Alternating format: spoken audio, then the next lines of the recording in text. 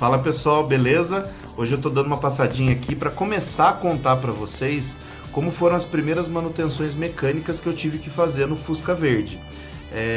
Por ordem de necessidade e quanto que eu gastei mais ou menos até hoje para deixar o carro com a mecânica confiável como ele está hoje em dia, né? Elas foram feitas ao longo de 5 anos, que é o tempo que eu tenho esse carro, e isso me deixou bem tranquilo para ir rodando, fazendo alguns passeios, enquanto eu ia fazendo as manutenções, né? Ia programando, então eu passei alguns perrengues, mas muito poucos com esse carro, né? É claro, cada Fusca tem uma necessidade, cada caso é um caso, e aqui nesse vídeo eu vou mostrar a minha experiência com o Fusca Verde, o quanto que isso de repente pode ajudar vocês e o que fazer para manter a mecânica dele confiável, né? Independente de qual seja o seu projeto para o Fusca, tá? De ratão a carro de exposição, de um carro para o dia a dia, até uma mecânica mais preparada para viagem, para competição, né?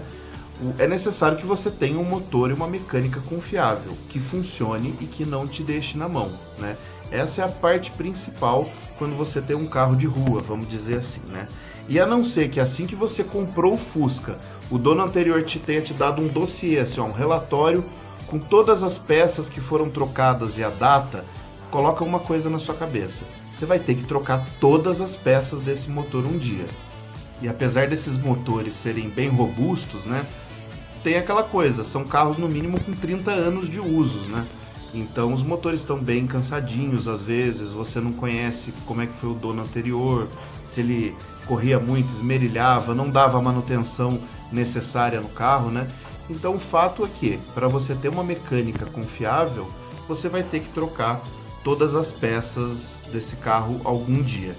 Aí você pode falar, mas eu vou fazer o motor do carro assim que eu comprar. Legal, às vezes você tem realmente que fazer uma retífica no motor do seu carro, porque às vezes está queimando óleo, está rajando ou está batendo muito. Aí é um caso realmente de você abrir o motor, você fazer uma revisão, uma retífica, às vezes trocar pistão, trocar o conjunto, cabeçote, né? Mas independente da retífica do motor, toda a parte externa desse carro você vai ter que trocar.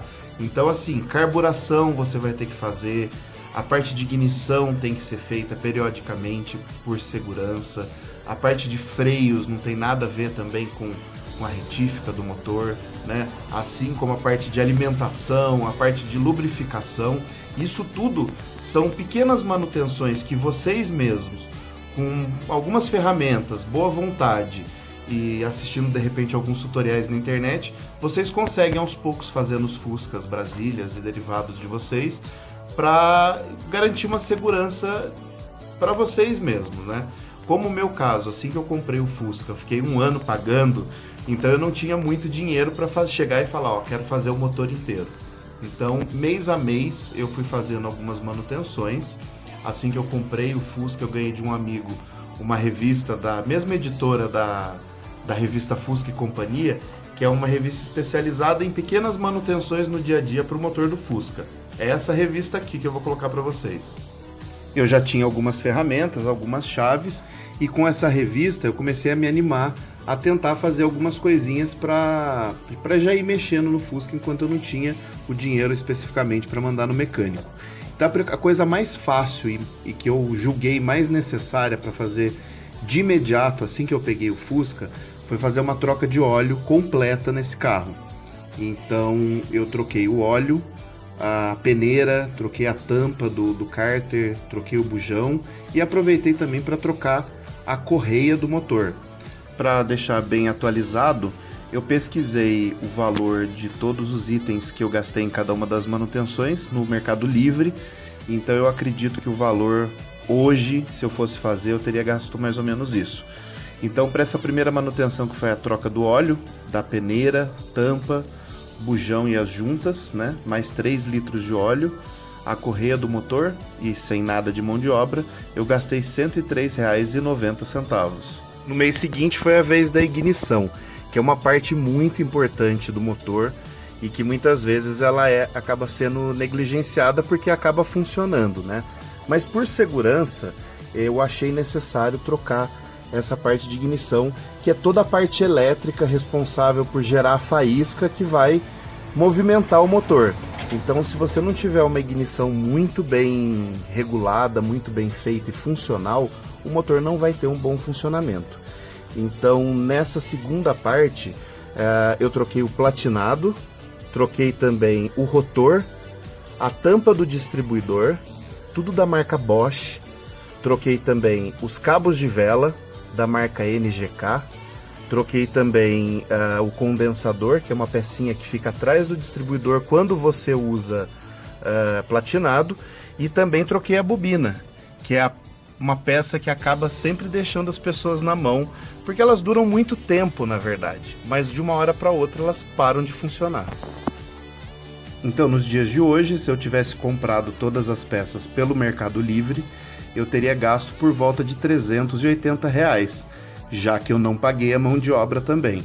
Então, as peças trocadas na ignição foram o platinado, os cabos de vela, o jogo de velas, também da marca NGK, tampa do distribuidor, rotor, condensador e a bobina, que são todas as peças necessárias para ter uma ignição perfeita. Com essa melhoria da parte da ignição, o carro começou a funcionar melhor, ele passou a ser mais econômico também e ter um pouco mais de força e disposição, principalmente na cidade, certo? Em seguida, foi a vez de eu fazer a parte de alimentação desse motor. Então, por uma questão de segurança, inclusive, né, todas as mangueiras foram trocadas, né? Na época, hoje eu estou usando a mangueira Bowflex, mas na época eu usei mangueira de injeção eletrônica. Então eu troquei toda a parte de mangueiras, eu troquei o filtro de combustível, que também tem que ser trocado periodicamente, e troquei a bomba de gasolina também, porque quando eu comprei esse carro veio aquela bomba original, que ela tem 2 diafragmas e ela estava com bastante vazamento. Então eu achei até que, como você vai trabalhar com gasolina, para esse carro pegar fogo por causa de um vazamento, às vezes até melhor você gastar 35, 40 reais numa peça nova dessa e não passar tanto perrengue. Junto com a troca da parte de alimentação, eu já aproveitei para dar um tapa no carburador. Então eu fiz uma limpeza, uma super limpeza nele, troquei as juntas também, mas mesmo assim ainda não consegui uma boa regulagem. Para a parte de alimentação, eu gastei em média R$162. A bomba de gasolina hoje custa R$45. O filtro de gasolina é baratinho, você vai pagar em torno de R$10 a R$12. E mangueira de injeção eletrônica, R$8. Para fazer também essas manutenções, eu acabei comprando algumas chaves, a chave torta, né? E também fiz uma limpeza no carburador. O carburador estava extremamente carbonizado, estava muito sujo mesmo. Então eu consegui desmontar, limpar tudo com thinner. Ele ficou com uma cara muito mais bonita, muito mais limpa.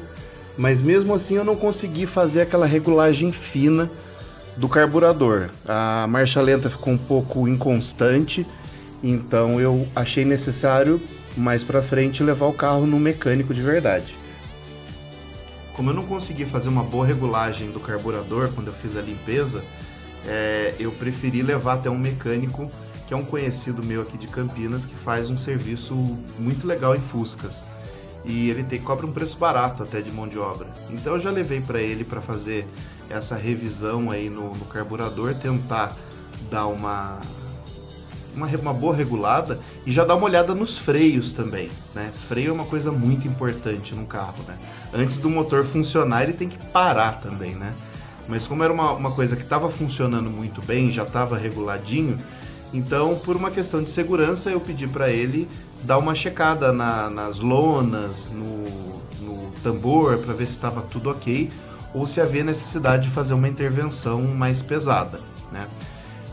Chegamos a 2 conclusões. O carburador ele estava bem ovalizado, estava com entrada falsa de ar, então provavelmente não ia conseguir fazer uma boa regulagem, né?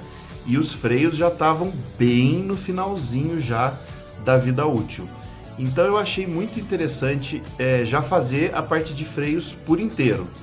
E assim que ele começou a fazer todas as mudanças, fazer a manutenção, ele já verificou que o cilindro mestre estava com vazamento, então já estava no final da vida. Ele verificou que as 4 panelas, né, ou tambores de freio, também já estavam bem ovalizados, então ele não ia conseguir fazer uma retífica. E então o que aconteceu? Resolvi fazer todo o freio por inteiro.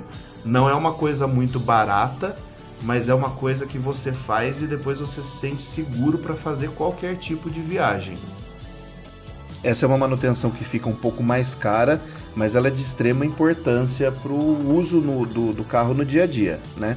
Então a troca do cilindro mestre, dos cilindros das 4 rodas, os flexíveis também das 4 rodas, jogo de lonas novas para as 4 rodas, 4 tambores novos de freio, fluido de freio para fazer a sangria.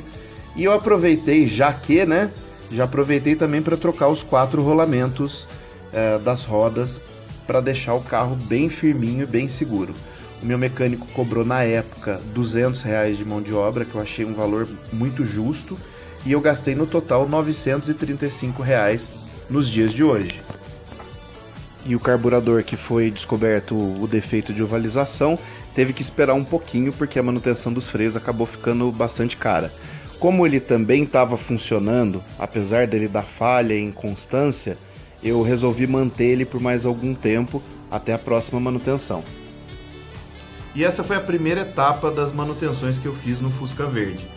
Foram manutenções muito simples, muitas delas eu consegui fazer mesmo na garagem de casa, com poucas ferramentas, mas com muita boa vontade, muita paciência, com exceção do freio, que por uma questão de segurança mesmo e de falta de equipamento, eu preferi deixar nas mãos de um mecânico.